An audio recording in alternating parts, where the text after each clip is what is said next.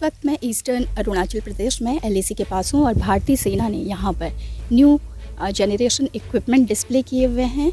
इस इलाके में ईस्टर्न अरुणाचल में पिछले 2 साल में 31 न्यू जनरेशन वेपन इंडक्ट किए गए हैं ताकि भारतीय सेना की ताकत यहाँ बढ़ सके, फायर पावर बढ़ सके। बहुत से इक्विपमेंट सर्विलांस के लिए हैं, तो सर्विलांस कैपेसिटी बढ़ाने के लिए भी इक्विपमेंट है। हालांकि यहाँ पे सर्विलांस के कोई इक्विपमेंट नहीं दिख रहे हैं। जो राइफ़ल हैं, उसके अलावा स्नाइपर राइफ़ल है, हम इनके बारे में पूछेंगे कि ये वेपन की क्या खासियत है। यहाँ पर 6.72 mm की 6 और राइफ़ल है, हम इसके बारे में पूछेंगे कि इसकी क्या खासियत है और इसकी रेंज क्या है। 7.62 MS6 का 16 साल्ट राइफल का रेंज 500 मीटर रेंज है।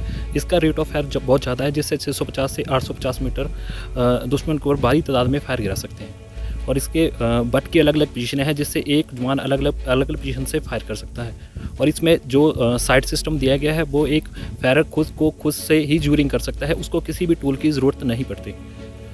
और इसमें जो मैगज़ीन है, मैगज़ीन डस्ट कवर वगैरह दिया गया है, उसके पैकेटनी रेल की सुविधा दी गई है, जिससे अलग अलग साइड का इस्तेमाल करके एक फायरर आसानी से साइड लगा सकता है और उतार सकता है।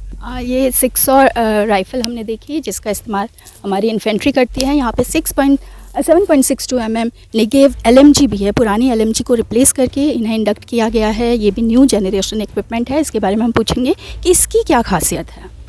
इस वेपन का नाम 7.62 mm नेगेव LMG है, जो कि हमारे सेक्शन की फायर पावर को बढ़ाने के लिए न्यू जनरेशन वेपन को इंडियन आर्मी में शामिल किया गया है। यह वेपन इजराइल देश का बना हुआ है और इस वेपन का वेट 8.3 kg है। इस हथियार को हम सिंगल शॉट और ऑटो फायर कर सकते हैं। इस हथियार के ऊपर असल्ट ड्रम और बेल्ट फीडिंग की सुविधा दी गई है।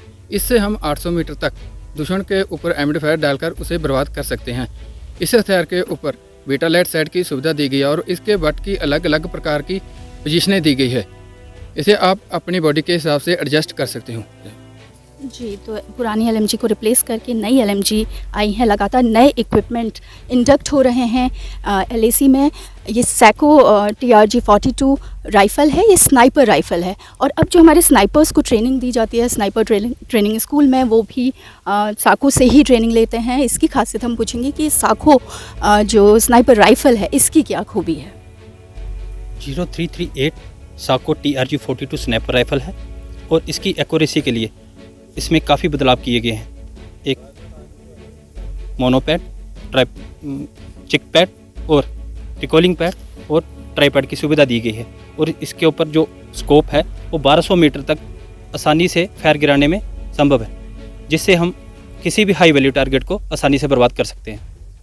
जी, तो 1200 मीटर तक किसी भी हाई वैल्यू टारगेट पर सटीक निशाना लगाया जा सकता है साको स्नाइपर राइफ़ल से। यह light weight rocket launcher Mark 4 ये भी LAC के पास इंडक्ट किया गया है। LAC के पास हमारे सैनिक इसका इस्तेमाल करते हैं। इसकी क्या खूबी है, इसके बारे में आप बताएंगे। लाइट वेट रॉकेट लॉन्चर है और इसका कितना फ़ायदा है पुराने रॉकेट लॉन्चर और अब ये लाइट वेट है। 84 mm रॉकेट लॉन्चर Mark 3 के बनस्पति इसमें काफ़ी चंद एक बदलाव किए गए हैं।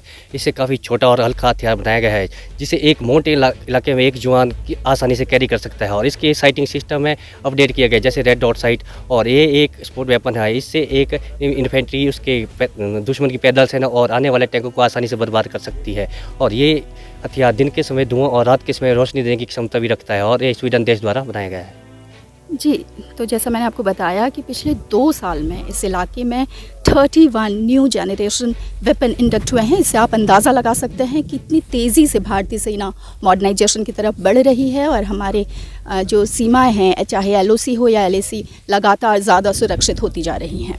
पूनम पांडे, LAC से नवभारत टाइम्स के लिए।